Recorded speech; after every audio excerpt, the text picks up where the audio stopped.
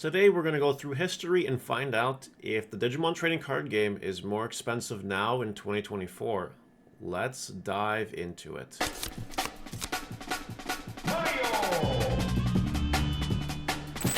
Alright, so a lot of people have been saying this in my comment section, online, wherever, that Digimon is becoming a lot more expensive. Now, is this just butthurt, or is there's actually some truth behind this? That's what we're going to talk about in today's video. We're going to go through an interactive history of what's been happening and see if we can actually definitively answer the question. I hope you guys enjoy this video. I'm doing this now because I want to do this now. And yeah, one final thing. Like, comment, subscribe. And today you definitely should subscribe, because if you're watching this video the day it comes out, July 14th, it's my birthday today. Yeah, that's right. And I'm not going to be at home. I'm going to be doing something a lot more fun. But it is my birthday, so you should say happy birthday in the comments, and you should subscribe if you haven't subscribed. Or if you've unsubscribed for some reason, you should resubscribe. Or check to see if you're still subscribed, because you might not be. Because YouTube will sometimes unsubscribe you, and then just resubscribe. That would be great. Anyway, just shameful plug aside, let's get going here. The bulk of the money here is in the super rares, right? Yes, we've had 2 sets in a row. BT60 and EX6 or secret rares have been expensive. Yeah, that's fine. But we also have a lot of super rares to talk about, and this is where people talk about a lot. Lucemon Chaos Mode at $23 right now, just base. Andromon Ace at $18, just base. We're skipping through all the alternate arts because the alternate arts don't matter. I'm not including alternate arts in this discussion video at all. Yes, the Digimon trading card game can be expensive if you're max rating your decks. There are some decks that are 5 digits to build if you're going max rarity. Okay, we know, it's fine. Paildramon, $18. Protoform, $19. Valkyremon Ace was almost 20 bucks, but now it's $15. Still kind of up there in price, isn't it? Leviamon here, $16. Let's keep it moving. Let's keep it moving here. We have Miri, $15. We have freaking Diaboromon, $15. We have, what do we have? Anything here? Did I miss something? No? Okay, we'll keep going. We'll keep going. I'm going to make my point here, I swear. Mastermon Ace, 10 bucks. Freaking Tentomon, 10 bucks. Cherubimon Ace, 10 bucks. A freaking starter deck card, 5 bucks. I know that's the alternate art. I know, I'm just saying. It's kind of up there. Let's go to the next page. I wish you could turn off alternate arts. I don't know if there's a way you can or not. Venusmon, 7 bucks. Cheaper than she has been. Ragna, 10 bucks. Crazy. What else do we got here? Patamon, 7. Quartzmon, 7. And way, way cheaper than it was. You definitely should pick up your Quartzmons if you have not picked up your Quartzmons. Lilithmon, 8 bucks. Base rarity. Balphamon Rage Mode, 6 bucks. Base rarity. Mirage, 6 bucks basically. Beel's X, 6 bucks. Goblinmon, 6 bucks. 6 bucks, 5 bucks.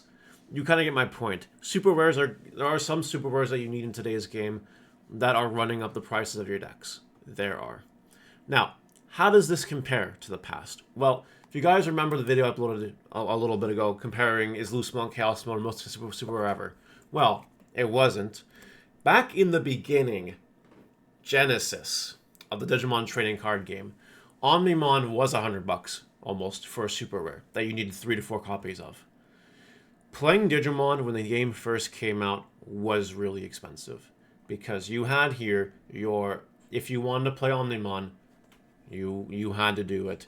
If you wanted to play the other deck, which was the purple toolbox, you needed 4 copies of a card called Piedmon, which, now to be fair, today isn't worth anything. And we can't go back any further. I don't know why. I wish you could on TCG Player. If anyone knows a way to go back like 4 years on TCG Player, let me know in the comments. I didn't figure it out. But yeah, this was expensive. Not Omnimon expensive, but it was very expensive for a super rare. More expensive than any super rares that we have today. And you needed 4 copies of it. Plus you also needed the secret rare Beelzemon back in the day, which was almost 100 bucks as well, as like a tech card if you wanted to play it.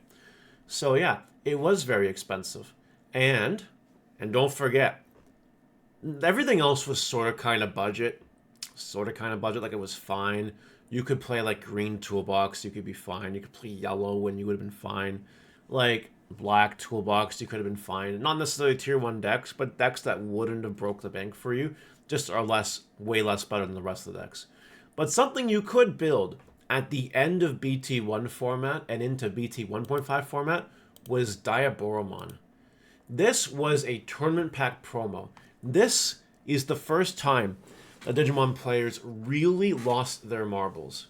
Because, to the most part, Digimon players back when Set 1 came out, yeah, they were a little bit tiffed about distribution issues. But the excuse was COVID. And people were like, yeah, I fucking guess. And that was the end of that conversation. But this promo here, this was a tournament pack promo. This promo, if you guys remember, was almost $100 a copy. Almost $100 a copy. You could play this deck for like literally 1 or 2 weeks in BT1, and then 1.5 came out. And this card was always expensive until it got basically reprinted. And people were not a big fan of that because it was the whole, no, they're not going to do the DBS thing where they print their important cards as promos. No, not like this. It was a big problem. People were upset about it. But yeah, if you want to build Diaboromon properly, you had to spend $400 on Diaboromon deck, USD. So that was a thing. Then we talk about 1.5 meta. It started to calm down a little bit because you didn't really need Omnimons anymore. You could play Shine Greymon. That was like one of the best decks in the format, basically. But it was a $4 super for the longest time. And, it's expensive, the deck kind of was, sort of, by today's standards because of just how hard it was to find things. But nothing too crazy, actually. It didn't get super duper crazy again until Set 4. Set 4 was Great Legend. The best deck of the format, undisputedly, was Yellow War Greymon. This deck was an animal. An absolute savage. This deck did numbers, man, let me tell you. It's also the set that we got Ancient Greymon, Ancient Garurumon, and Lucemon into the game. Remember that. And, like, Red Hybrid was fine for a reason we'll talk about in a quick second. It also introduced D-Brigade, which was always fun. Budget. Fun budget. Yep. And, like, other random cards that kind of see play here and there today, like the Purple Kari and, whatever, stuff like that. Yeah, the deck could have been a little bit expensive if you played the 4 War Greymon at $40 a pop, the Super Rare Rise Greymons, which were, I think, maxing out at $20 a pop, and, like, stuff like that. But that's not the worst of it. No, sir. Pulsemon. Who remembers Pulsemon? This pissed people off more than Diaboromon. Because, yeah, Diaboromon's a tournament promo, which sucked. But, like, you didn't have to play Diaboromon, alright? It probably wasn't going to win you any tournaments. Unless you were cheating. If you know, you know. But, anyway, Pulsemon here. This card was a pre-release promo in Set 4, if I remember correctly. Or something like that. And Canada didn't even get Pulsemons till like a month after the set came out. Like, it was a problem. And this card was $50 USD right around there the whole freaking time. And you needed 4 copies of it because this card at the time was very, very, very good. But that's not even it. No, that wasn't even it. These promos came out in Set 4. And these were hard to get your hands on because they didn't put they didn't put these in the box, if I remember correctly. They put these ones in the box. And even these were expensive. Like this was a meta deck, Purple Melga. This, and it was expensive because it was a promo. This was a meta deck, Grand Kuwagamon. A little more in Set 5, but it was fine in Set 4, I believe, if I remember correctly. But yeah, the Agunimon, the Lobomon, the Gatomon, the Palmon, Sunrisemon, there was one more too, and I can't remember what it is right now. But the distribution of these promos sucked, and they were expensive. And if you wanted those promos, you had to pay a fair penny for them. Like, people did not like that at all.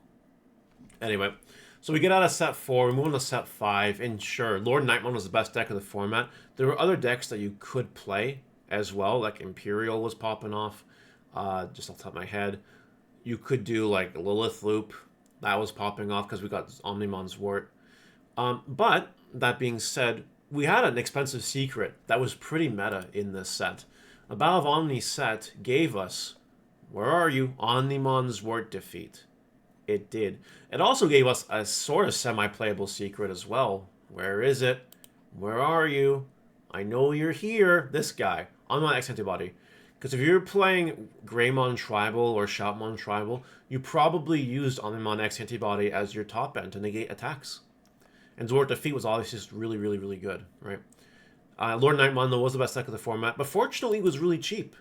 It was cheaper than the Tier 1 decks today to build Lord Nightmon.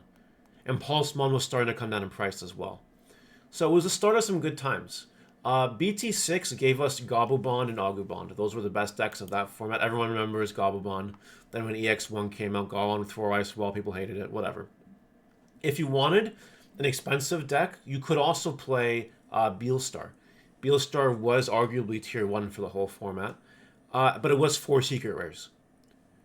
You didn't have to play it though, because Gobblebond was better and a lot cheaper, like a lot cheaper. I think, if I remember correctly, this was the first meta deck to just be under $100. I might be wrong, but I'm pretty sure I'm right about that. So yeah, it was crazy. Tier 1, people loved it.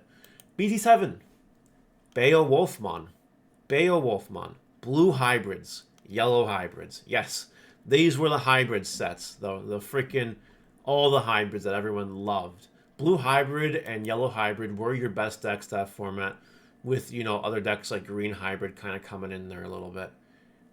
And you could play purple toolbox or like Eismon back when that was at 4. What good times. Good times. But anyway, these decks were basically all commons, uncommons, and rares. If you wanted to go to top end Emperor or Magna for blue or red, you could. And you also could play Greymon and Red Hybrid BT7. Wasn't as good as it is now, but actually, no, I'll stick by a statement.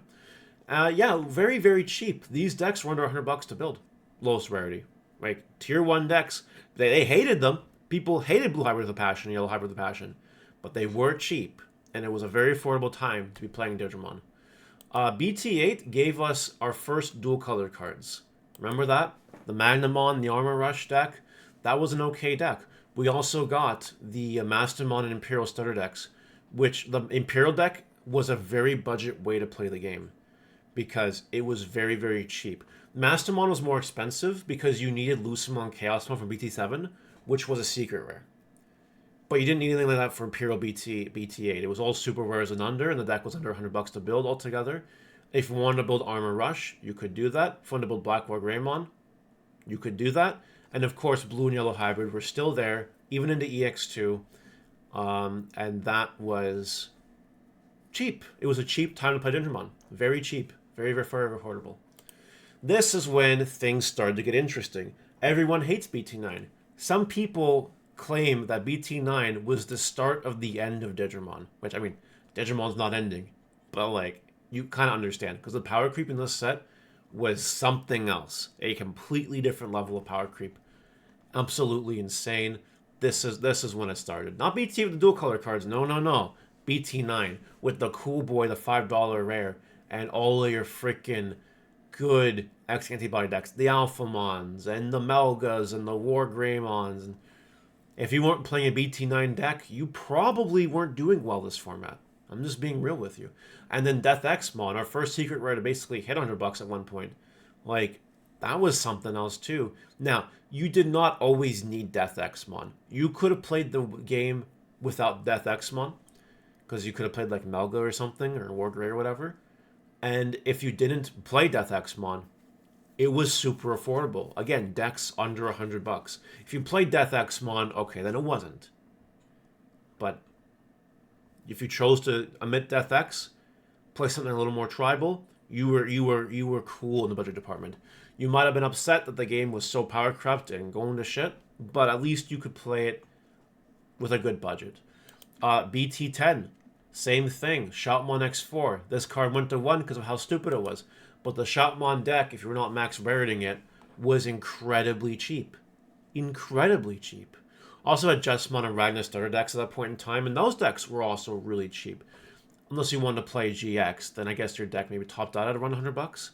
But, like, still, like, you could build a cross-card member for less than $50. A tier 1 deck, while it was legal, for less than $50. You could build Blue Flare when it came out for less than $50, I believe. And other random stuff like that too. Like, you could just do Bloom Lord. Bloom Lord was a little bit on the pricier side, but like wasn't more than $100. So like very, very cheap time to play Digimon. Very, very affordable time to play Digimon. BT11. BT11 kind of got interesting. I say that because BT11 was a set where they decided to, instead of giving us 2 rares per pack, it was 1 rare and 1 random foil card, common or uncommon. So it did make the rares in the set more expensive. However, this set depended on what you were building.